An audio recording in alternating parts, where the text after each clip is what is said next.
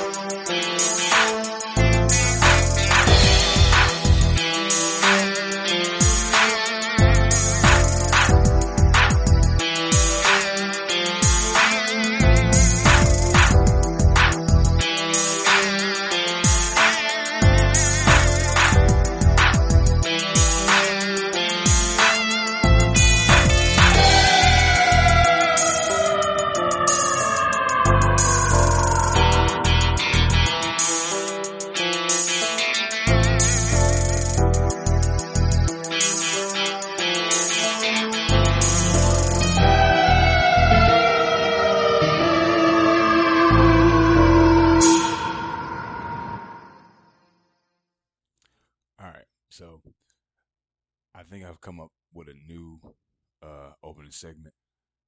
I'm gonna call it the clapback, and it's gonna be a stipulation to the clapback. It works kind of like a roast does, you know. So like in a roast, everybody comes up, they roast the fuck out of whoever the roast is for, and at the end, the person getting roasted gets to roast back everybody, you know. So that ties into this because when I do the clapback segment, I'm gonna read this. I'm gonna express in a complete thought, no interruptions. All my points will be held until the end, and then I deliver it in one swift blow because I like to talk, and I be having to get shit out when it's on my mind. Otherwise, I'll fucking forget it because half the time I blow as fuck when I be doing these podcasts. So I be trying to stay on focus and stay on topic. So we're gonna do this thing right here. I found this article courtesy of Insider. It says my child came out as non-binary at 6 years old. Here's what I've learned as their parent. So we'll glance at the highlights quickly. Non-binary identity, parental support, self-confidence. Okay, so let's just keep that in mind. It's so weird to not instinctually just jump in the middle of this shit. You don't know how bad I want to. Okay. At 6, my kid told me they were a gender bender and didn't feel like a boy or a girl. It's been a difficult learning curve, but I've supported my kid. It's been 10 years and my child still happily identifies as non-binary. I am fabulous. My child stood at the top of the stairwell, hips cocked to the side, one hand raised in the air in a classic diva pose. They were wearing a leopard print dress over a pair of camouflage cargo pants. Their backpack leaned against the wall next to them.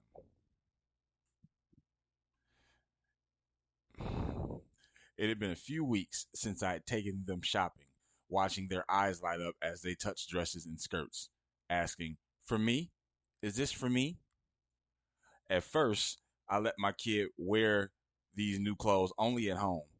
I was too scared of how their classmates might react. But the day they were standing at the top of the stairs was the first time they'd be heading out the door with the new clothes and their newfound identity as a non binary person. Even as a toddler, my child was different. They didn't want to wear the clothes I got them and cry hysterically when I tried to get them dressed in the mornings. I didn't understand why, but they much preferred wearing clothes from the dress up bin. I laughed this off as peculiar, not understanding what they were trying to tell me with their limited language. Then, when my children were 6 and 7, I started dating someone who was non binary and used they them pronouns. This was my first introduction to this, as well as my children's. My partner patiently explained the concept to my children, saying they were neither a girl nor a boy, but somewhere in between and a little of both. They told them about gender, what it was, and that it's a spectrum. Within days of meeting my new partner, my younger child told me, "That's me too, mommy." I thought maybe it was just because they thought my new partner was cool and they wanted to be like them. But days went on and they kept insisting that they too were non binary. Hang on, there we go. Okay. Boy, oh boy. Soon after, their first grade teacher sent home an assignment for students to write about themselves. My child wrote painstakingly, "I'm like the airbender. I'm a gender bender." I thought back on all the times that they put on the princess dresses from the dress up box and remember all the times they tried to take clothes from their sister. I remembered the Halloween they were 3 years old and wanted, excuse me, nothing more than to be a pink and purple sparkly dragonfly. I realized this wasn't a phase. My child was only 6 years old, but they knew who they were and had for quite some time. They weren't a boy or a girl, but something in between. They've been trying to tell me. They just hadn't had the language for it. My job as a parent is to support them in becoming the best versions of themselves. Sometimes support means helping them pursue a new passion or learn a hobby. Other times it means teaching them values and morals. Still, other times, like this time, it means helping them to embrace their authenticity. So I began using different pronouns. I took my child shopping for clothing and accessories that affirmed who they were. I advocated for them at the school, and I stood up for them in their rights in school board meetings with other adults. It was a learning experience for me. I didn't always get it right. There were times that I thought it would be easier if they weren't non binary. There were times I stumbled over an answer when people asked whether I had a daughter or a son. There were times, still are times, that I feared for my child's safety because they were different. But through it all, my child maintained their identity, becoming stronger and stronger in self, proud, and beautiful. I learned from my child what it meant to be oneself, unapologetically. I've learned from them that you must stay true to who you are, even in the face of adversaries or those who question you. I learned from my child's strength. It was 10 years ago that my child stood at the top of the stairs proclaiming how fabulous they were. They've not wavered in who they are since the day they proclaimed that they were a gender bender. Despite children teasing them, family not accepting their identity or pronouns, and all the obstacles of being a non binary in a very binary culture, they have remained true to themselves. They are a senior in high school now, and they've given up the leopard dress for a daily outfit of black joggers and some sort of cat t shirt. They aren't nearly as diva as they were back then, but in my eyes, they are still just as fabulous. Okay, so they got a little poll here. It says, "What have you learned as a parent of a non-binary child?" It's important to listen. It's challenging or it's rewarding. Uh, I'm just gonna click one at random just to see the results and be able to. They probably want me to do it to look at the comments. It's a 38-minute ago poll. Boom. All right, where are we at here? What the fuck? Okay, I guess I gotta zoom out here. What's that shit? Am I the only person that did it? Oh wow. Okay. Well, that sucks. Well, let's read some comments. Um, can I? Yeah, come on over here, real quick, real quick. Yeah, people with faces and shit gonna be on here. I don't care. A 6-year-old child is not able to understand such biological matters. They feel and learn from their surroundings, and you help him to interrupt them. This is child abuse. 6-year-olds are not thinking about how to know about genders. Can I scoot this over? Thinking about knowing about gender. Somewhere an adult put things in in a child's head. Uh-oh, I screwed up somewhere. Okay, yeah, let me bring it back up real quick because that seemed like it was gonna be juicy. That seemed like it was gonna be juicy.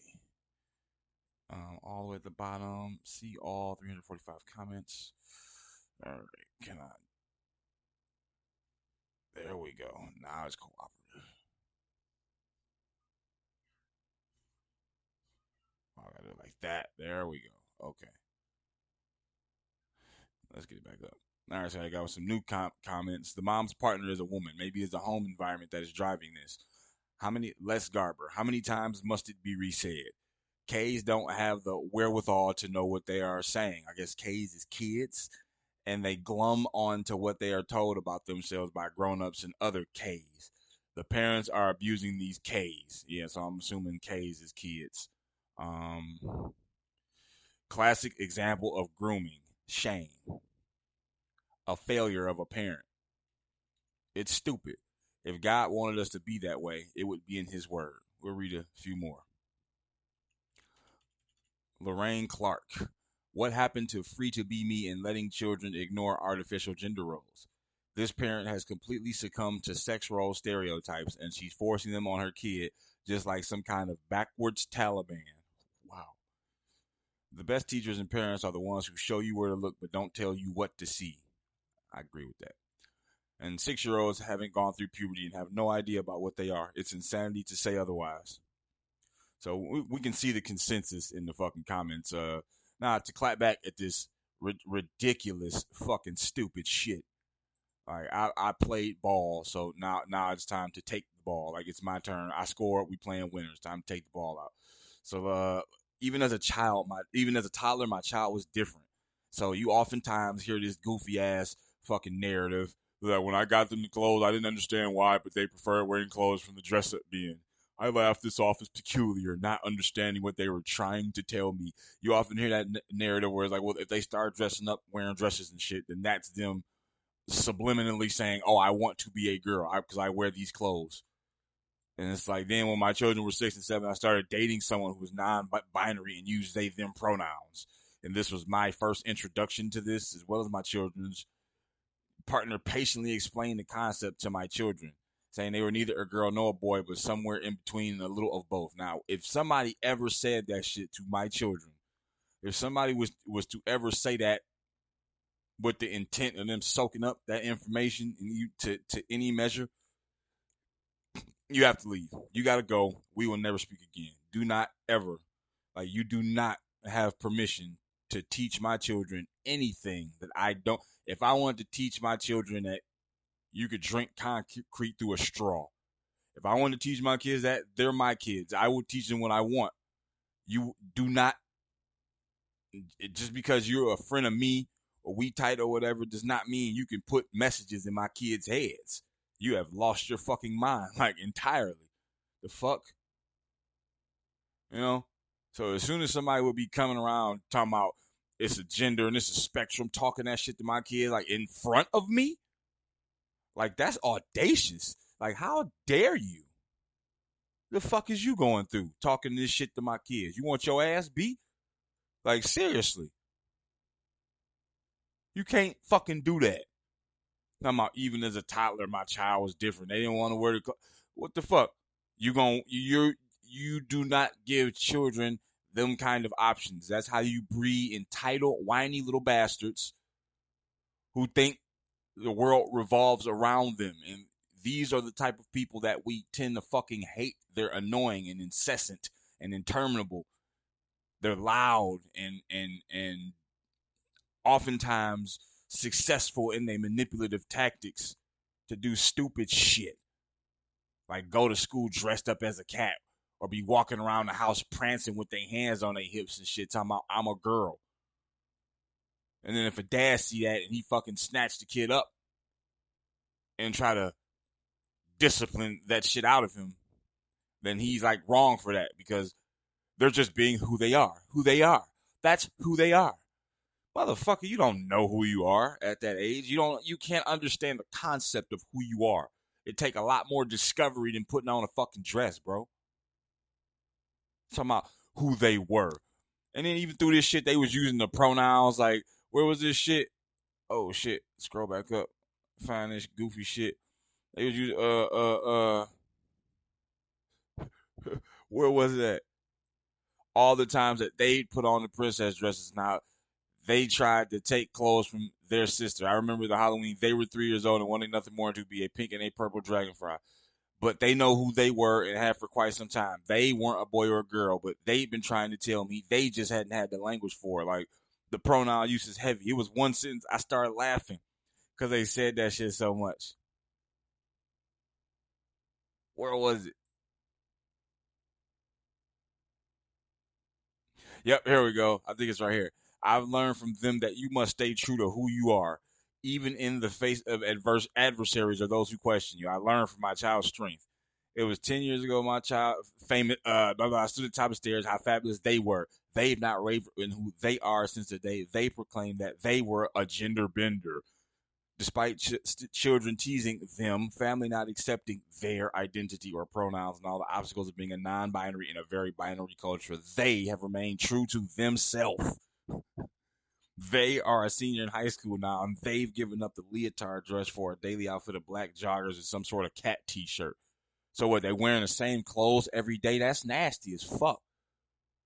You're not in, like, you just let them do whatever they want. They want to wear this, or do they have like 7 different pairs of black pants and black hat t-shirts, and they just wash them and just cycle through them? How do you know which ones are dirty and which ones are clean?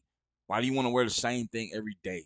The fuck is wrong with you? Like, you can't say nothing about this shit because you get labeled as some type of horrible person forever wanting to introduce some type of structure or culture or rules, like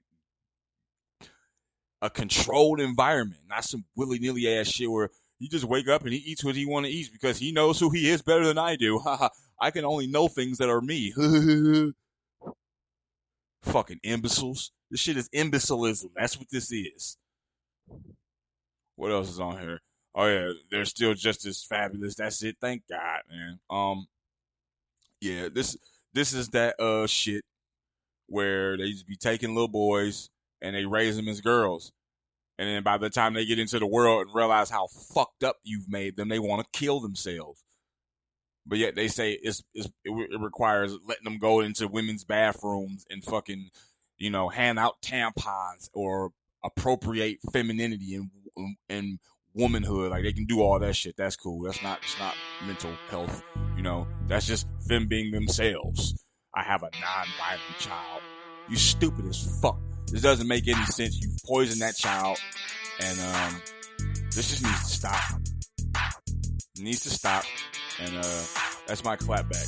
You guys are certifiably fucking insane, and I hope that you never, ever are in care of children ever again for the sake of.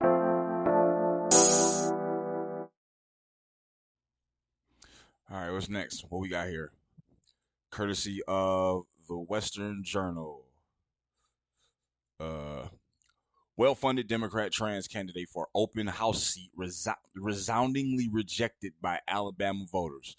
We're reading this together. I have not really looked into this at all, so I don't know if this is the picture of the person. Let's come down here and read the caption. At David Hogg 111 on X. Okay, so I'm assuming that's the person right there. Okay. Alabama Democrats rejected a transgender candidate for an open state house seat on Tuesday. Travis Hendricks, 40, a Birmingham police sergeant, defeated transgender candidate Sylvia Swain in a state house district 55 runoff contest. With 30 of 31 precincts counted, Hendricks had 2,367 votes, amounting to 65.12% of the vote, according to the Birmingham Times. Swain totaled 1,268 votes, which came to 34.88%. The key was working hard. I didn't think that it would be this large a margin of victory, but one thing I did know was as long as I continued to work hard, everything else would just work out. We knocked on a lot of doors, Hendricks said. Travis Hendricks, a 40-year-old Birmingham police officer, is heading to the Alabama State House after winning a runoff election in Jefferson County on Tuesday. Hendricks, a Democrat, prevailed against Democrat Sylvia Swain to represent House District 55. There is no Republican candidate in the race, which means Hendricks is all but assured of winning in the January election for the seat, which became open when former state representative Fred Plump resigned after pleading guilty to federal corruption charges. Swain had received intense media coverage because he was the first transgender candidate in the state. Well, I'm sure about that. Like, they love to talk about that kind of shit, but I just don't see the need for it. It seems like the people of Alabama have got their heads on straight. This has already gone like pretty far. If you realize the fuel propagating every narrative of these people, this LGBTQ community is victimhood. Like, they are victims. They are always under some kind of threat, under some kind of siege. Like, it's never just like, it's always trans people dying. Everyone else is always genocidal, you know, and that's pretty much the only reason that this person was able to run in the first place, because you're not allowed to oppose.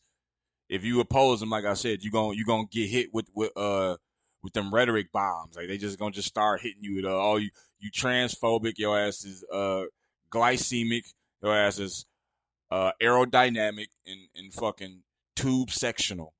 Like, they're just gonna start hitting you with shit, and you're gonna be all that shit because they said you is. Like, you're gonna be a bigot, you're gonna be racist, you're gonna be ageist, you're gonna be ableist, you're gonna be discriminatory, you're gonna be everything. You're gonna like the Nazis, you're gonna have Hitler posters on your fucking wall. You didn't share alt right or far right fascist memes and ideas and opinions and shit. Like, you've done it all. Let them tell it. You know. So if it wasn't for that type of political power that this community has, this would never have happened. And everybody's trying to be the first transgender something. Like, it's a good thing that this was struck down, because we just don't need, this is just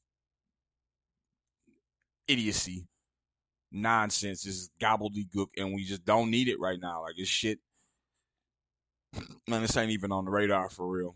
Like, honestly. I don't want to consider myself the trans candidate.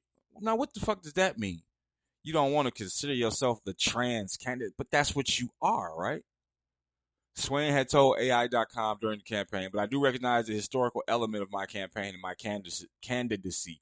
It certainly informs my perspective. It's not something I'm afraid to talk about. It's who I am. So I'm confused as to why you don't want to consider yourself a trans candidate. What's so goddamn historical about it? Like, everybody's always trying to be the first to do something. In this, I'm the first transgender to walk up a flight of stairs while wearing 7-inch heels. I'm the first transgender who used a little bit of lipstick instead of mascara because I didn't know I ran out of my roommate used it while I was gone. I'm the first transgender to wear a tube top with black socks. Like, the fuck? Who cares? It's not something you're afraid to talk about. Like, why would you have to be afraid to talk about it? You can say literally almost whatever you want to. If you look at some of the recent people who've been, taking some heat for saying radical things. I don't know about fired, but, they take some heat. There are some guidelines to what you can say, whether you LGBTQ or not. But you can be a whole nigga, a whole man, I'm proof of that. You can go a whole nigga and just be like lauded for it. You can. So it's not something you're afraid to talk about. Where's the fear? Doesn't make sense. I think young people are excited there's someone their age who shares their values is running for state office in Alabama, he said. Swain received, oh, so it's a he. Okay, all right, okay. Okay. Swain received Soigné. I was calling him Swain. My bad. Soigné received significant campaign cash from out of state, according to AI.com. My apologies. What's your first name? I'm forgettable as. Where is it? I don't know. Sylvia Soigné. Oh, see, it do say Swain up there. Sylvia Swain. Okay. Swain again. Swain. And it's, okay, so that's a typo. Okay. See, I thought I fucked up. This shit say Soigné. I'm over here tripping. Like I'm telling you, man, I see so many fucking grammatical errors. Like there is nobody proofreading at half of these fucking news outlets, bro. Like it's sad. The grammatical and spelling errors that it's just littered. Like they just type this shit up. The rough draft is the final draft. Like they probably don't even have rough drafts. They don't like edit or revise speech. Like it's just you just shoot that shit out. Soigné. Come on, man. Pay attention. Sheesh. Sylvia Swain is running for Alabama State House HD 55. She's the first openly transgender person to ever run for the state legislature in Alabama. She has a special election coming up in just a few days. Swain's campaign netted $209,352 in campaign donations, including $124,325 from Leaders We Deserve, a Washington group co-founded by anti-gun advocate David Hogg. Hendricks, on the other hand, received $81,837.29 from a variety of donors. Swain's status as a transgender individual emerged in the campaign when a flyer was distributed in the district, according to the Alabama Reflector. The flyer, which the Hendricks campaign said it did not distribute, said Swain was born to be a white male and lives as a white woman transgender. Swain was making his first bid for office and beat out 6 local Democratic leaders to reach the runoff that he lost to Hendricks, according to 1819 News. According to AI.com, Swain said Alabama voters will see more transgender candidates in the future. I might be the first transgender woman to run in the state of Alabama, but I'll be damned if I'm the last, he said. People want to see change. People want to see something different. What I want to see, that's the end of the article. What I want to see is, so I might be the first transgender woman to run in the state of Alabama, but I'll be damned if I'm the last, he said. I'll be damned if I'm the last, he said. It says it right here. I might be the first transgender woman to run in the state of Alabama, but I'll be damned. D-A-M-N-E-D. If I'm the last, he said. So if this is a transgender woman, let's go over. If this is the first transgender woman, why are they referring to them as a he? Clearly says he said. So is that misgendering? Did who is this? Is this who? Let me scroll up. Who is this? Is it the Western Journal? Yeah. So is the Western Journal guilty of misgendering? Did they just misgender a potential House candidate in Alabama? How dare you? How you can't do that? Like who I'm going to write? I'm gonna find like somebody at Glad or something, and I'm gonna send them this article. Who wrote it? Who's the person that? Jack Davis. Okay, so we got Jack Davis is the person who wrote this shit. So I'm gonna get in touch with Glad after this segment is done. After I'm like waiting in a volcanic pool of fucking molten lava. While I'm doing that, I'm gonna contact Glad and I'm gonna send them a screenshot of this horrible, disrespectful, completely reprehensible misgendering of this stunning and brave, beautiful, wonderful transgender candidate. This is a beautiful transgender woman right here. Like let's take a look here. Let's get a good zoom. I'm assuming this is who it is. Like look. Whoa! Yeah. But yeah, stunning and brave. YouTube trust and safety. Don't demonetize me. I haven't made any money yet. But yeah, look at that. Like that's not a he, okay? That's not a he. That is a she. How dare you misgender? You can't. Yeah, man. Whatever. But yeah, y'all did misgender them, and y'all should have y'all lives ruined for it.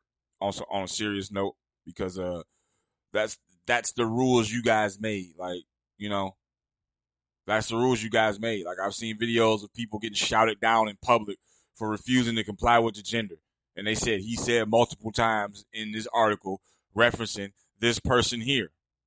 So it's like, if that's not misgendering, I don't know what is. But Jack Davis, you need to issue an apology. You need to issue a very public apology, and you need to do it now. Otherwise, welcome to the right. We're glad to have you. But if you apologize, and like then you know, shame on you. You shouldn't have done it in the first place to need to apologize. You know, it's clearly an act of evil and pure animus and disrespect. Like, it's just raw, a raw bag of loathing. You know, I don't even think I can continue on with this show. Like, I might have to cut this episode short, because I just can't believe what that's how sarcastically devastated I am by this. Like, I think I might just cut it off here and never do this shit ever again, bro. Just misgendered the motherfucking. Anyways, man, it's gonna be more transgender candidates in the future. So like, we ain't got nothing to worry about. There's gonna be plenty more people for the Western Journal to misgender. There's gonna be plenty more nonsense to ruin the credibility and integrity of our, leadership system, our government, our local and state governments, and all that shit. We got, plenty more time to inject nonsense into it and just make it a laughing stock, not really something that should be revered and sacred, and something that the country was founded on and contributed to what makes it great today. So, good job, us.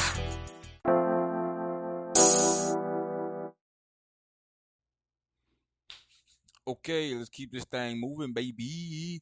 We got, courtesy of Fox Business, we got a video, a viral video of a girl complaining about the 9 to 5 grind. Because this is a completely original gripe.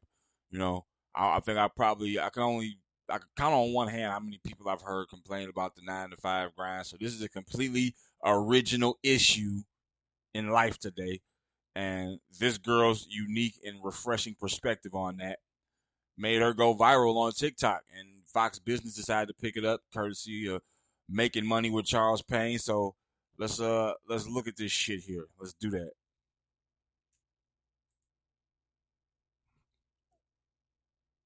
Hang on. Hold your horses. Why did it mute again? I just unmuted it and it did that to me. Don't fucking do that to me. I don't have time to do anything. I want to shower, eat my dinner, and go to sleep. I don't have time or energy to cook my dinner either. Like, I don't have energy to work out. Like, that's out the window. Like, I'm so upset. Oh my God. Nothing to do with my job at all, but just like the 9 to 5 schedule in general is crazy. Well, that young lady on TikTok getting a whole lot of attention. Of course, you can see the anxiety that she has about working 9 to 5, and people are sort of up in arms about it on both sides. I want to bring the Washington Examiner op-ed editor, IWF senior fellow, Kayleen McGee-White. So Kayleen, a lot of folks have tweeted in on the show. One from Judge 64, he says the 9 to 5 TikTok girl is a microcosm of today's society.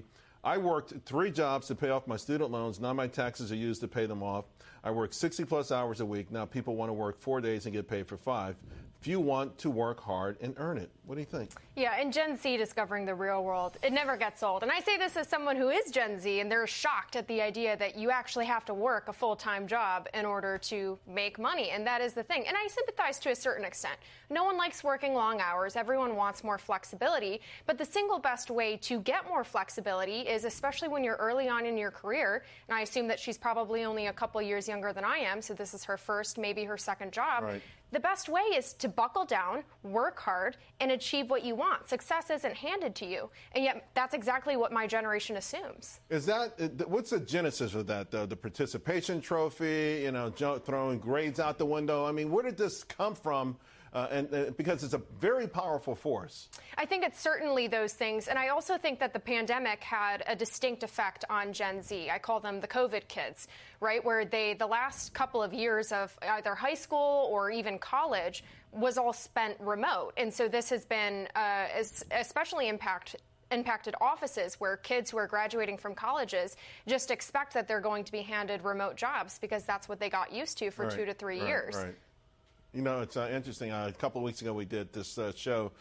We showed where, over 100 years ago, women were 80% of them in the workplace, but they were carrying bells, they were baling hay, they were milking cows. I mean, it's like now a large portion are in the workforce, but they're carrying laptops, they're making up the corporate ladder, and it's how do we do a course correction here, because you got to put some skin in the game. There's no other way around it, but the rewards are phenomenal. Absolutely. And developing a work ethic is instrumental to being successful later on in life. And yet, again, everything from government policy to the way that administrators are teaching kids is doing the exact opposite. Take, for example, student loan debt forgiveness. We're teaching kids that they don't have to work hard to pay off their student loans and that other people will do it for them. Right. So this is coming from the highest levels of government. A minute ago, I want to switch gears because this war, this attack on Israel, has brought out some things in this country I don't know if people knew. How young people are, in some cases, defending Hamas and things like that. Are you shocked at this? And it's all over this country. I'm not. And I say that because we've seen over the past several years on college campuses an increase of violence towards people that students disagree with. There was a recent poll that found that 25% of college students think that it is acceptable to use violence to shut down speech with which they disagree. But the endorsement of terrorism is also emblematic of what happens when you teach an entire generation to hate the West and its values. And that's what we're seeing on our screens right now. It's scary. It's really, again, it gets back to not understanding history, but it's dangerous because this is the future. It is. Great stuff, Kayla. You got a lot of work to do with your peers. Yes. We appreciate it. Hell yeah, you do. Got a lot of work to do. Shit. So yeah, we got that.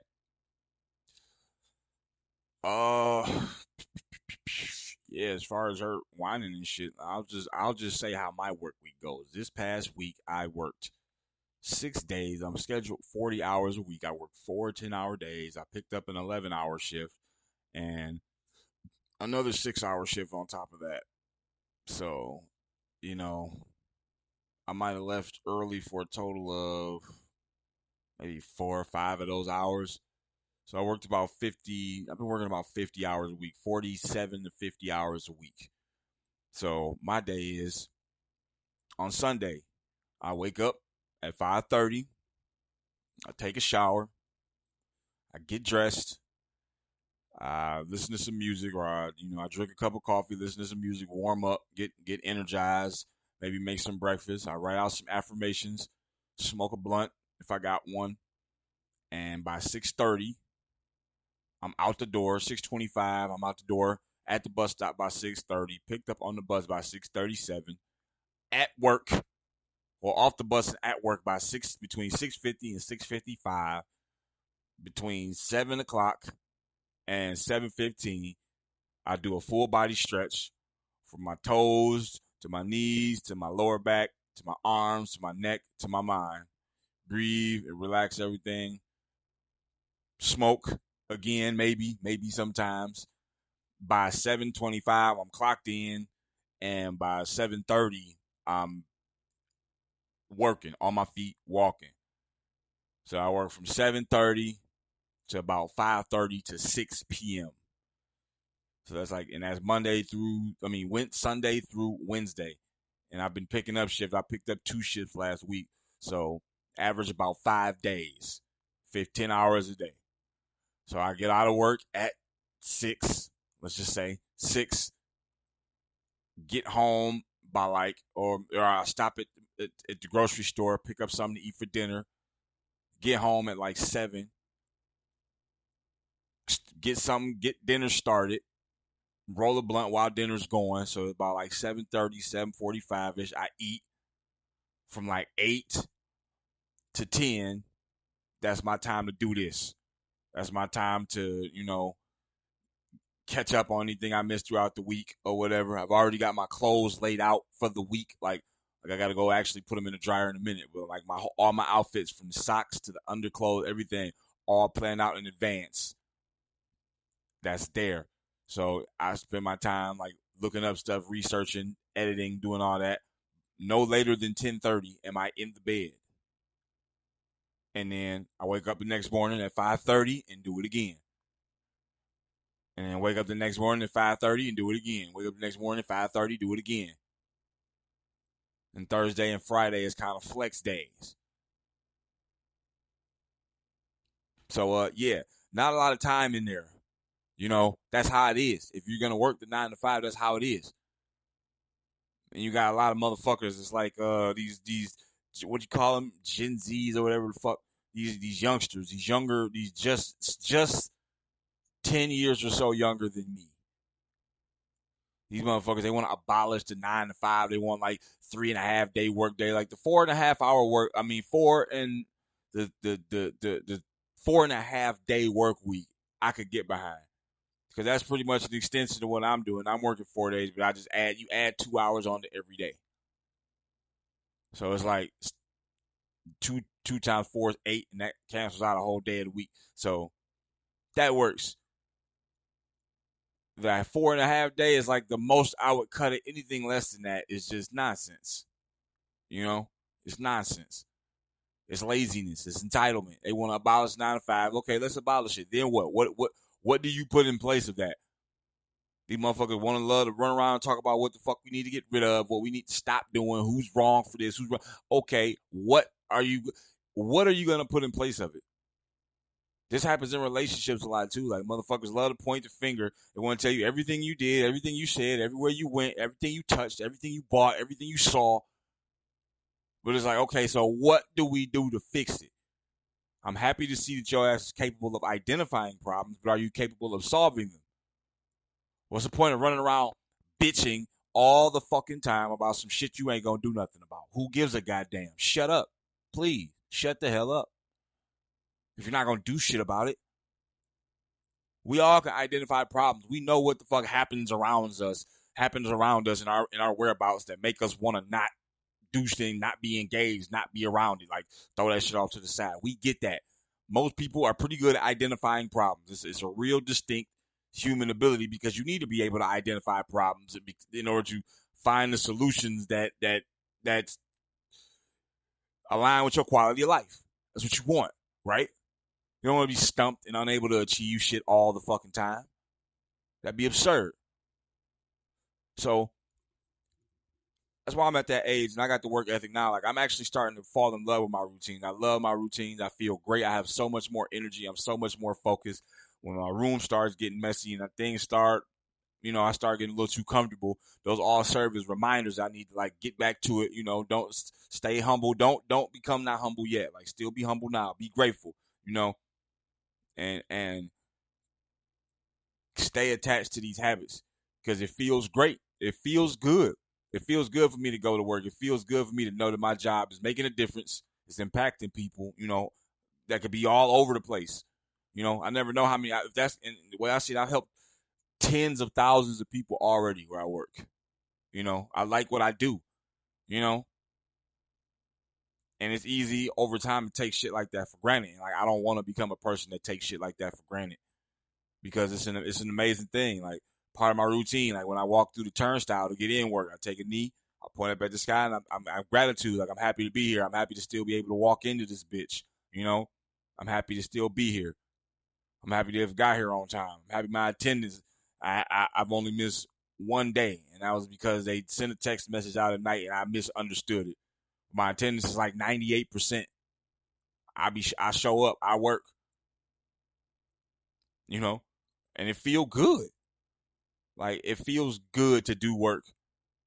I don't understand how a motherfucker can sit around ass scratching, eating Cheetos, and binging boring ass Netflix TV show. TV is fucking boring, man. If it's not something educating you or giving you like a docuseries or something like that, that shit's boring, man. As fuck. Fucking sit around watching movies all together. 17 goddamn Harry Potter movies back to back. Like, get the fuck out of here, man. You can go start a garden, go learn to paint or play a guitar, nigga. Like, do some push-ups, bro. Fucking sitting around here looking at CGI all goddamn day. Fuck's the matter with you, dog? Shit's goofy, man. This whole attitude that these Gen Zers got is a byproduct of just convenience and technological advancements and things like the way just things work in life, man. Like, screens have this hypnotic kind of control over us sometimes, where like we just it is literally the perfect distraction because it's so beneficial, but the extension of them benefits like lend itself to being distracting. Like it's like a drug almost. Like this, the availability and convenience of media is in essence a drug. Like, if you walk out the house without your phone, like, you feel like withdrawal. Like, how dare you be out in public without your phone? You be like, what the fuck? Like, oh my God. Like, like, whoa. It don't feel good at all to be out in public without your phone. And even I feel like that. Like, if my phone is off, I'm just like, I'm out here naked. Like, I might well be out here with no pants on and a super tiny ass t-shirt with like an anime backpack or some shit like that, man. I might well just be standing out there with a clown mask on. But they'll get there. You just got to go through some hard times. Like, once you go through hard times and you be able to look back and dust your shoulders off and be like, oh, okay, I made it through this shit. Then you know what it takes. You're like, I'm not trying to deal with that shit all the time. I'm not trying to be having these problems all the time. And that's what whip your ass into shape. So until you, just like with all drugs, until you really get tired of doing that drug, you ain't going to stop. You got to get tired of it. Because if it's too, otherwise it wins on the benefits to cost ratio. It wins. You have to be tired of it to where, like, yeah, it's benefits, but like the cost, like, it's just not. I've cut off all the other things I can cut off, and like, this is what's left. So, little Gen Z bitch, you need to grow up. Who gives a damn about your 9-to-5 struggles? Like, that's what my day looks like every goddamn day, and I couldn't be happy. So maybe you ought to take a page out of my book. Do us all a favor and shut the hell up. No one cares about your problems. You don't care about mine.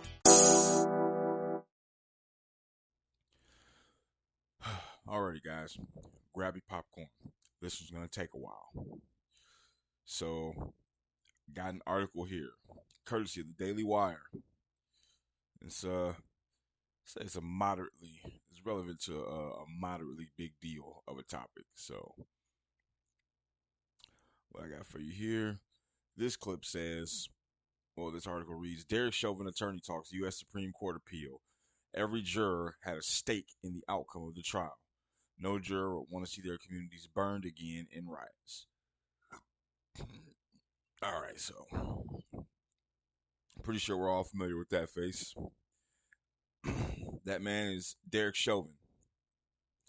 And Derek Chauvin is the man who was accused of kneeling on George Floyd's neck for 8 minutes and 40-something seconds and eventually killing him. He lost in the court of public opinion. He lost in the court of law. And his life was ultimately ruined. And a lot of evidence and details have emerged since George Floyd died in 2020 that have shed new light on this whole situation, on the state of Mr. Derek Chauvin. So if we go on and read this clip here, let's see what we got. Legal representation for Minneapolis police officer Derek Chauvin has filed a petition asking the U.S. Supreme Court to hear an appeal to the contentious and highly publicized case concerning the death of George Floyd. Attorney William Moorman, doing an interview with the Daily Wire, said his client was denied the right to a fair trial and emphasized how the jury was biased from the outset, especially one specific juror. Chauvin was sentenced in 2021 to over 20 years behind bars after a jury found him guilty of second-degree murder, third-degree murder, and second-degree manslaughter in Floyd's death. Videos of the arrest and Floyd's detainment on the ground by Chauvin went viral in 2020, sparking protests and riots across the U.S. and even Europe. Holding the trial in Minneapolis where the incident occurred effectively guarantees Chauvin an unfair trial, Moorman said. And I mean, I would agree with that. I think that's pretty much the case. A lot of times you have a high profile case, you generally don't have the trial where the case happened for that reason. Like it's pretty hard to get to be treated impartially when the people who are deciding your fate are directly linked to the community in which the shit happened.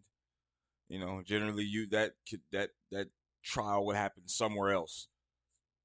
But of course not for Derek Chauvin, because he's a white cop who put his knee on a guy's neck and some chick recorded it on her phone, and you know, so much for that shit. Let's continue reading here. Under the Sixth Amendment of the U.S. Constitution, every criminal defendant is guaranteed a right to a fair trial.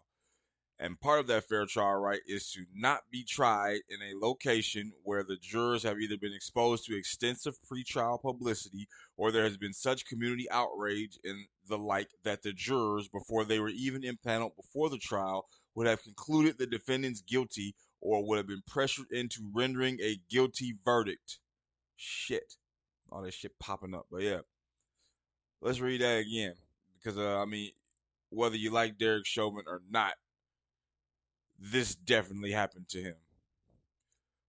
And part of that fair trial right is to not be tried in a location where the jurors have either been exposed to extensive pretrial publicity or there has been such community outrage and the like that the jurors, before they were even impaneled before the trial, would have concluded the defendants guilty or would have been pressured into rendering a guilty verdict. When that happens, the Supreme Court precedents require that the case be moved to another location or venue, as the law puts it. However, that's not what happened with Chauvin's case. During the questioning, I would say that the vast majority, not only the vast majority, probably 75 to 80% of the jurors expressed concerns for their own personal safety as a result of being impaneled on the jury. Virtually every juror had obviously heard about the case, knew about the riots, and had seen the videos that were taken when George Floyd was arrested. Virtually all the jurors have seen that. So it's difficult in a case like that to impanel the jury where the jurors have informed conclusions before the trial even starts. Which I would say is a pretty damn fair argument. Moorman said their primary argument is that due to the riots that took place in Minneapolis, every juror who was impaneled had a stake in the outcome of the trial because no juror will want to see their communities burned again in riots. Minneapolis suffered $500 million in damage, and all the jurors, or virtually all the jurors during jury questioning, expressed concerns about another riot breaking out. Moorman also noted outside factors before and during the trial that could have prejudiced jury members who were not sequestered in the sense most Americans might expect. Jurors, for example, went home each night and then met at an undisclosed location in the morning and were brought into the courthouse with heavy security. The attorney said that Minneapolis announced a $27 million settlement with George Floyd's estate in the middle of the trial, and noted rather notorious comments from Democratic Representative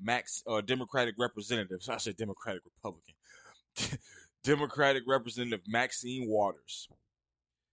The Democrat traveled to Minneapolis and told BLM protesters that if there is no guilty verdict, they should, quote, stay on the street, get more active, and get more confrontational, which I just saw. I think I still got that video queued up. So, yeah, definitely heard that. Further, the National Guard was deployed by Governor Tim Walz just before the trial. Moorman argues this was done to prepare for another riot in case Chauvin were to be acquitted. potentially sending another clear message to the jury that they better convict. The attorney also made the argument of potential juror misconduct regarding a specific juror, Juror 52. Almost immediately after trial, Juror 52 was on a radio show being interviewed about his experience as a juror. He expressed happiness at being on the juror panel, then said he was really happy with the messages sent to the Minneapolis Police Department because during his life, he had had 50 encounters with the Minneapolis Police Department, all of them negative.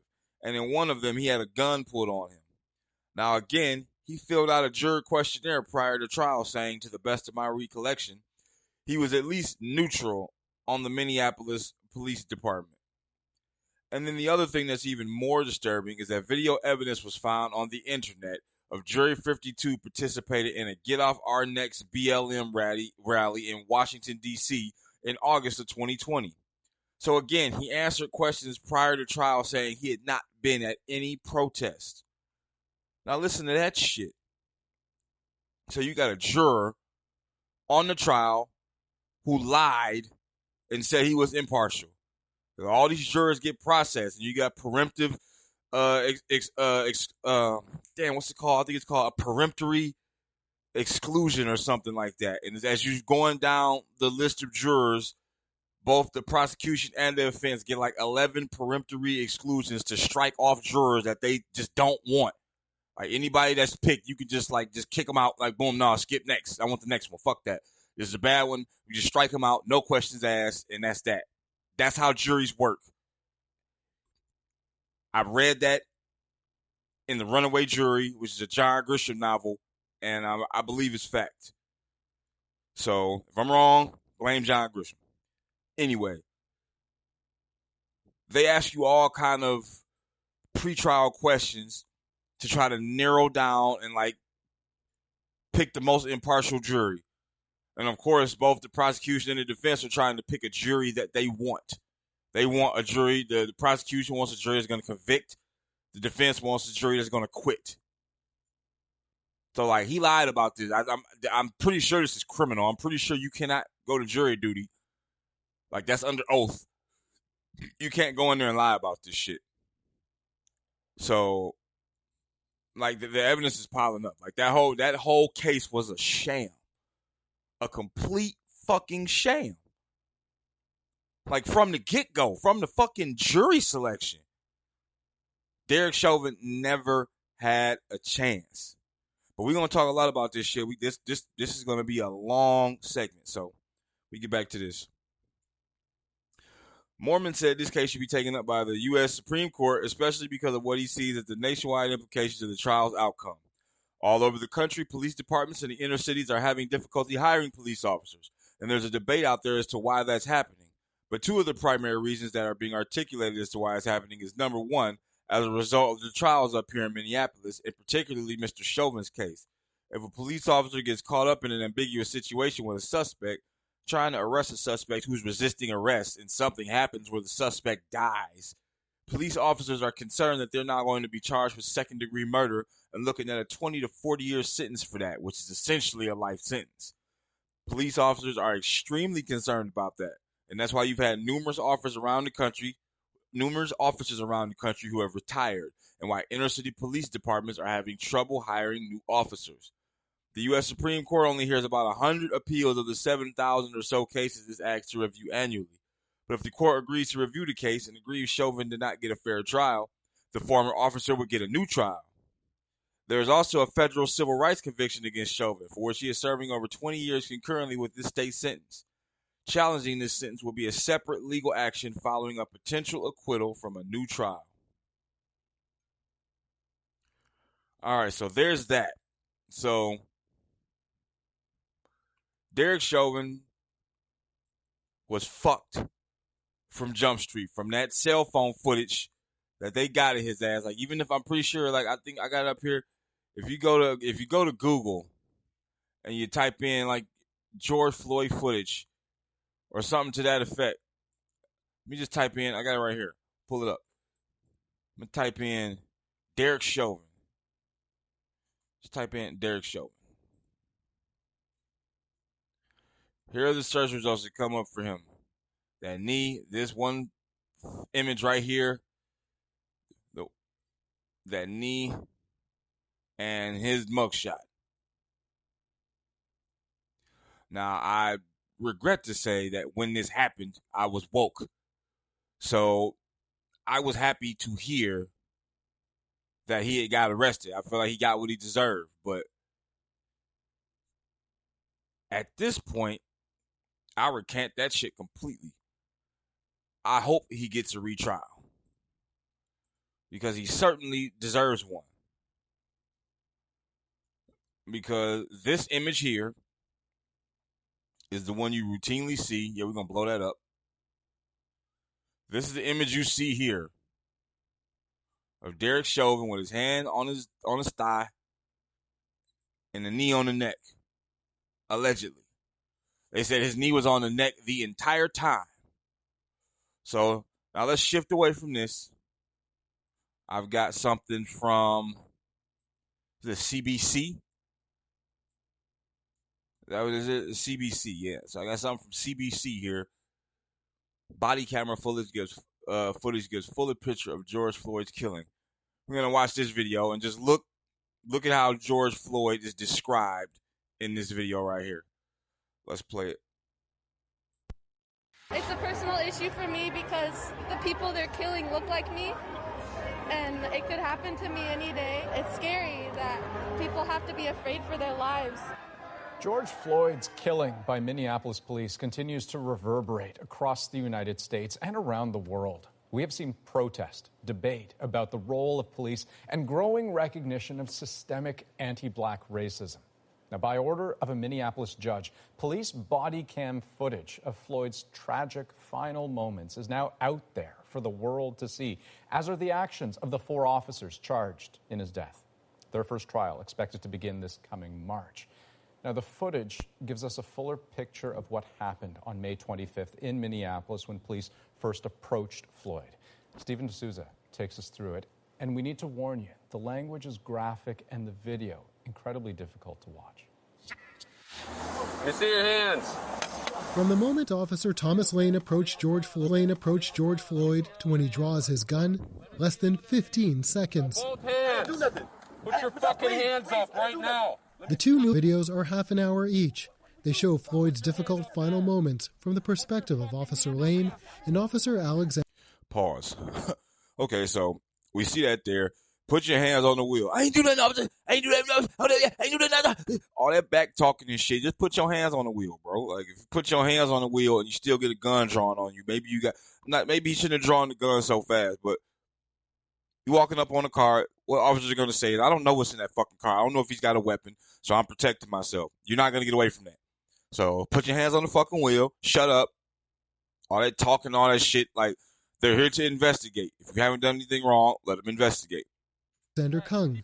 Both are charged with aiding and abetting second-degree murder and second-degree manslaughter. The footage fills in the gaps left by bystander and security cameras. It shows Floyd's shaken and emotional reaction to being approached. Shaken and emotional. Dang, man. Man, I got shot the same way as officers before. It also captures the extent of the struggle, just over 3 minutes, as officers try to get Floyd into their vehicle. All these cuts. They then put him on the ground. Which is what he asked for. He asked to be put on the ground. You see how they cut that out? They cut that out. They just said, then he was put on the ground. Per his request. But they don't show you that. Okay, breathe. You're doing fine. You're talking fine. The video shows Officer Derek Chauvin kneeling on Floyd for almost 9.5 minutes, longer than the 8 minutes and 46 seconds that's become a rallying cry. A key question from the videos, did the use of force match the alleged crime, passing a counterfeit bill? What's the rush? What's the alleged rush? crime? Is that what I just heard him say? Play that back. Key question from the videos, did the use of force match the alleged crime, passing a counterfeit bill? The alleged crime? They got him on video passing a counterfeit bill. What the fuck are you talking about? Alleged crime. Does the use of force match the alleged crime? First of all, the crime wasn't alleged. The nigga was trying to spend counterfeit money. That's not alleged. That's a fact. So what the fuck is he talking about? The alleged crime. And if you put it just to answer that stupid question, no, it doesn't match the alleged crime. But how did he end up in that situation? He resisted arrest.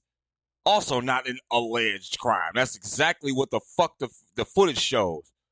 This shit is biased. This shit is not impartial. This shit's stupid. But let's finish watching it. What's the rush? What's the rush? It's a counterfeit bill. Guy's obviously agitated. And we always used to say, why interject a pistol into a problem that doesn't need it? What do you mean, what's the rush? What do you mean, what's the rush? From the time he passed that bill and the time police showed up, it was 45 minutes. What do you mean, what's the rush? It's a counterfeit bill. Well, let's not forget that counterfeit bill was alleged, sir. We don't know that the bill was counterfeit according to this fucking, whatever this media outlet is. So, I mean, what do you mean, what's the rush? It's just a counterfeit bill. Dog had drugs in the fucking car. He broke like 3-4 laws in the span of an hour and got away with it for 45 of them. What the fuck are you talking about? Fucking drunkie.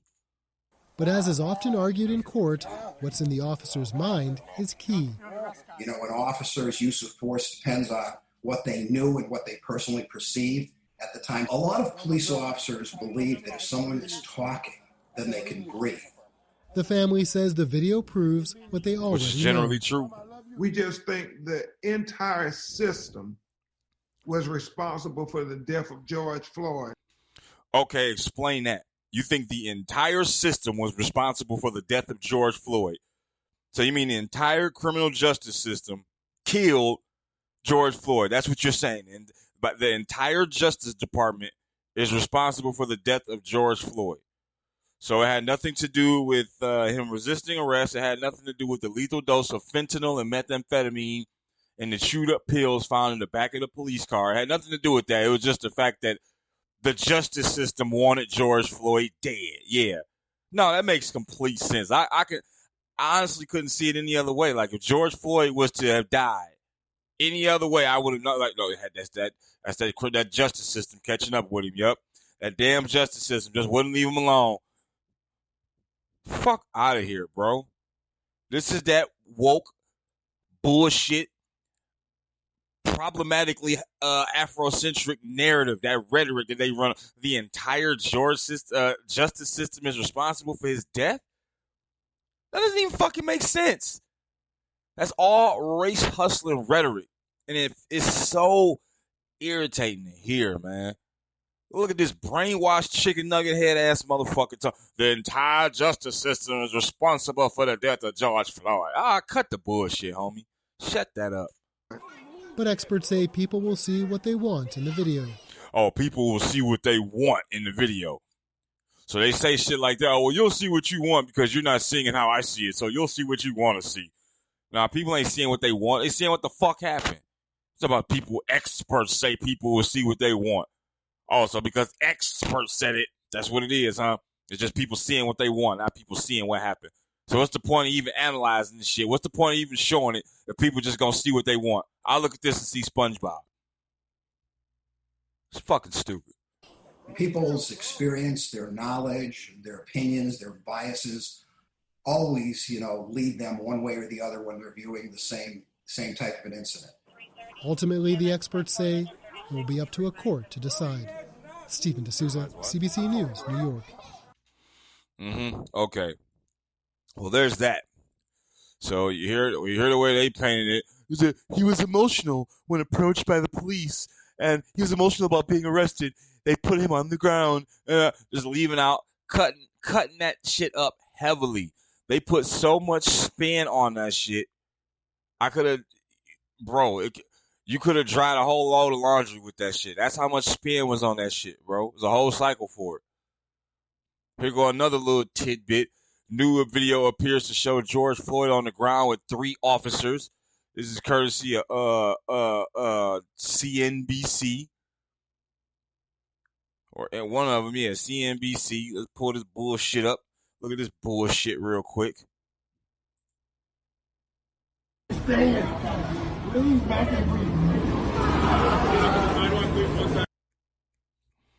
Oh, let's start that over. Shit, here we go. Well. lost it. We don't need to fucking see it anyway. It's just them just showing those fucking people on there. 3 officers on a black man, just new footage that we obviously didn't see, So what I really want to show you now, if you haven't seen it already, Candace Owens documentary, you need to see it. Get a Daily Wire membership. I watched Daily Wire on YouTube and on the website for a long time, longer than I care to admit, but I finally became a member. I am a Daily Wire's insider subscriber. And I think that this excerpt from Candace Owens, The Greatest Lie Ever Sold, tells you everything you need to know about Derek Chauvin. That's why I said this video is going to be long, because you need to see this. And this is why you should never watch mainstream media news outlets ever fucking again. So, courtesy of Daily Wire, Candace Owens, Greatest Lie Ever Sold. Let's watch.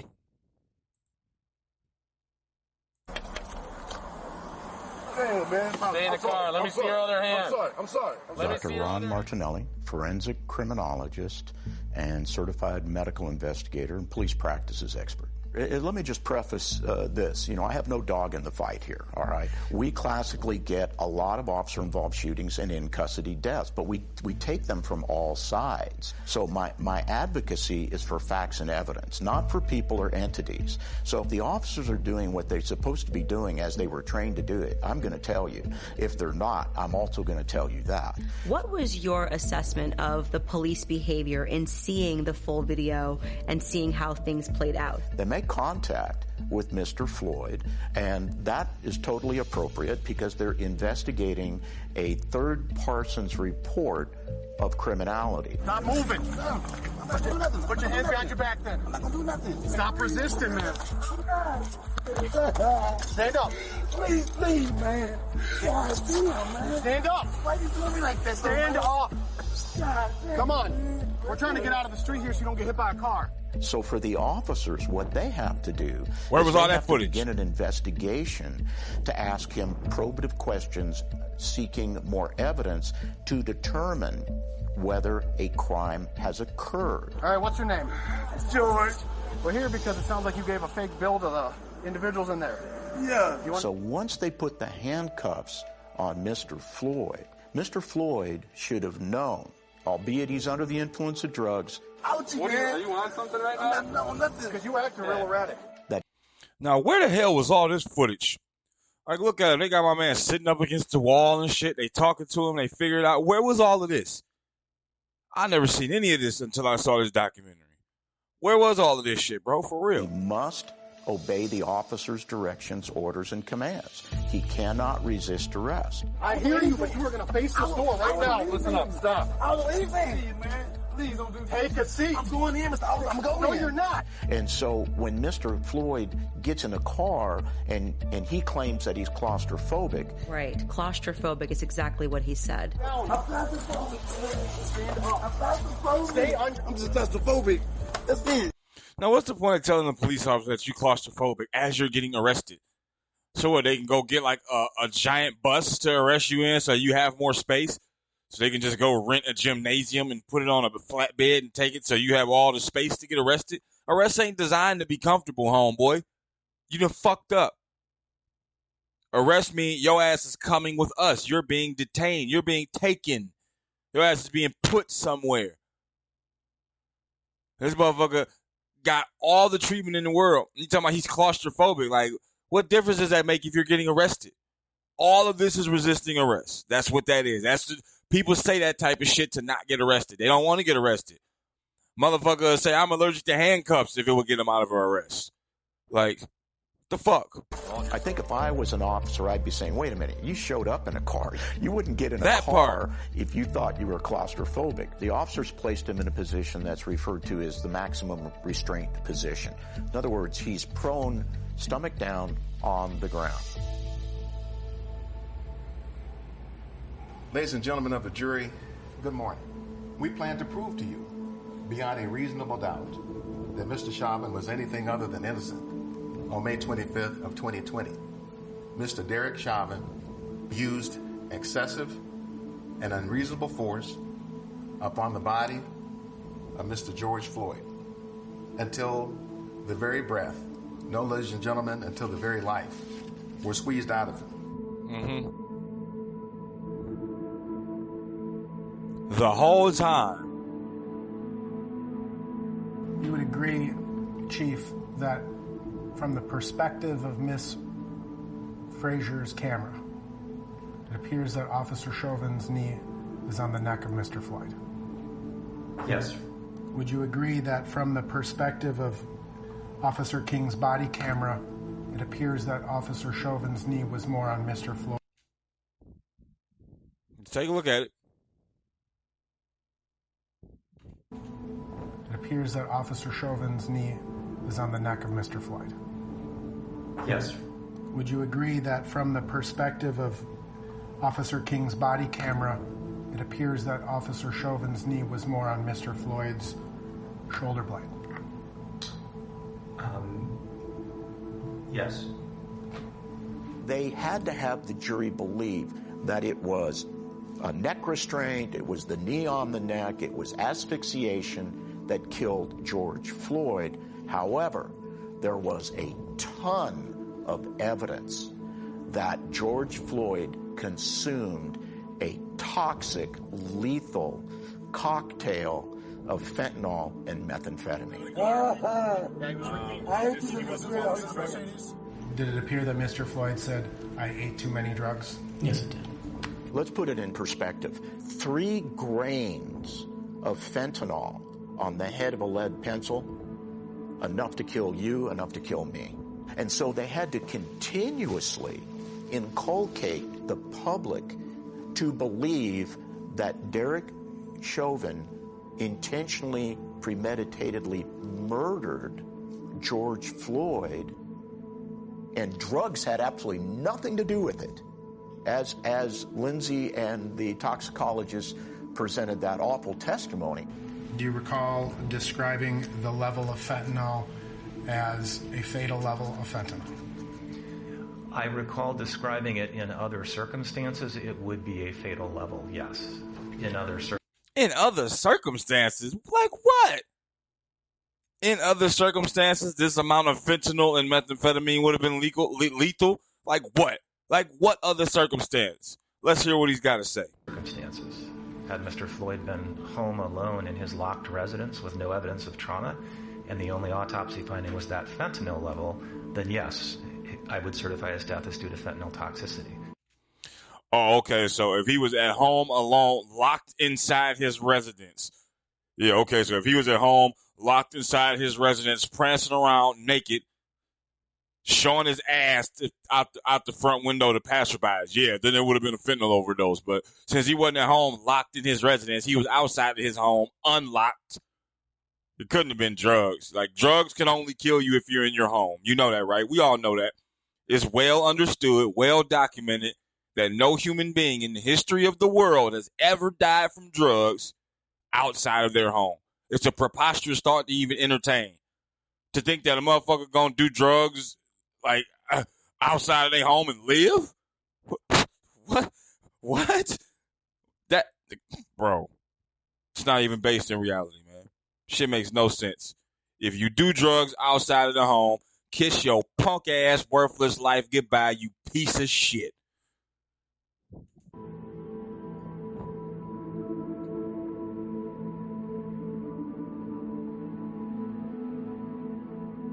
I know I can't breathe. I can't breathe. Before put on the ground, he couldn't breathe, so it really had nothing to do with the choke, in case you didn't put that part together. I can't breathe. Take a seat. I can't breathe. Here, come on out. The autopsy is generally broken down by, number one, how the body is presented, and what his height and weight is, and then it goes through the neurological system, exterior trauma, interior trauma, but I go right to the cardiovascular system. And there I look at the heart weight. How much does the heart weigh? And then I take a look for key words. I compare the heart weight to the height and weight of the individual, to what the toxicology report says, and I look for certain words or evidence of something called cardiomegaly. Cardiomegaly means an enlarged heart. And if a person has cardiomegaly, their chances of sudden cardiac arrest rise by 150 times, not 150%, 150 times. That is significant. And then we have the whole issue of the police encounter and the basal metabolic rate rising. Think about him being agitated, chaotic, excited, and his heart is pumping, pumping, pumping. There is zero empirical forensic evidence, medical evidence of any biological mechanism. Now let's just look at this screen. No life-threatening injuries identified. No facial, oral, mucosal, or conjunctival petache. No injuries of anterior muscles of neck or laryngeal structures. No scalp, soft tissue, skull, or brain injuries. No chest wall soft tissue injuries, rib fractures, other than a single rib fracture from CPR. Vertebral column injuries or visceral injuries. Incision and subcutaneous dissection of posterior and lateral neck, shoulders, back, flanks, and buttocks, negative for occult trauma. Hey Siri, what's the definition of occult? This bitch. No. You gotta overpronounce everything. I had a feeling that might happen. Okay, let's see.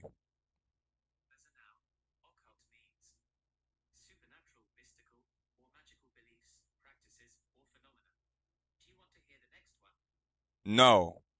It says supernatural, mystical, or magical beliefs, practices, or phenomena. Communicated only to the initiated.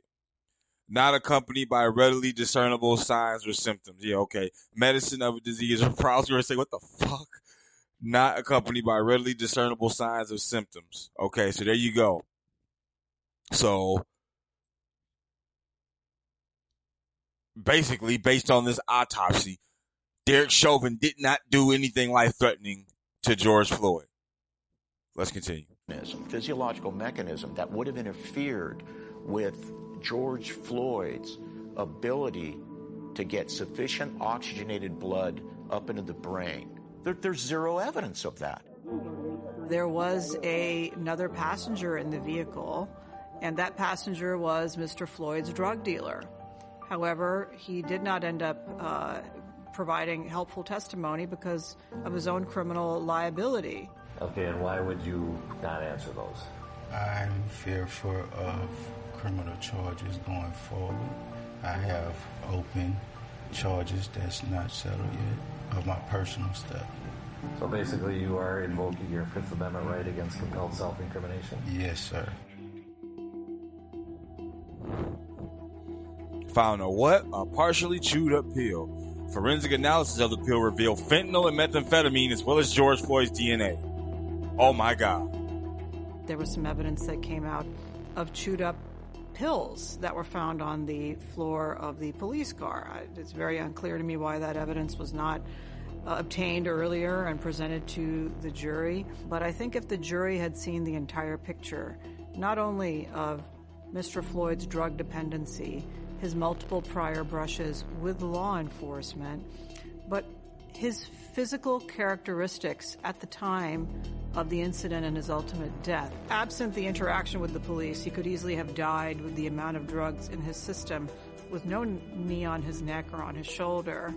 And so to me that would have suggested, if I were on that jury, reasonable doubt, but our system is such that a jury gets to decide that. Now there were other factors I think that polluted the jury's ultimate ruling. You know, ultimately the jury reached its conclusion. Right. I'm praying the verdict is the right verdict, which is, I think it's overwhelming in my view. We've got to get more confrontational, make sure that they know that we mean business. I want to see the charge of the arresting officer take place. We are not talking about a split-second decision that was made incorrectly. I can't see coming to a different answer there. Thank you. Real quickly, have you seen the body camera footage yourself? No, I have not yet. What? The verdict is... What? You haven't? How could you say that shit? You haven't seen that shit? What? What the fuck, man? In the case that has riveted the nation, the trial of Derek Chauvin. The former Minneapolis police officer was found guilty today of killing George Floyd last May. I just want to thank the prosecutors. I just want to thank God, the DNA, everybody. Amen. Amen. Hallelujah. Hallelujah. And I hope every killer cop is watching and paying attention, because today the Black Lives Matter movement served notice on you. If you're not careful, the newspapers will have you hating the people who are being oppressed, loving the people who are doing the oppressing. Let's say that again. If you're not careful, the newspapers will have you hating the people who are being oppressed and loving the people who are doing the oppressing. Malcolm X.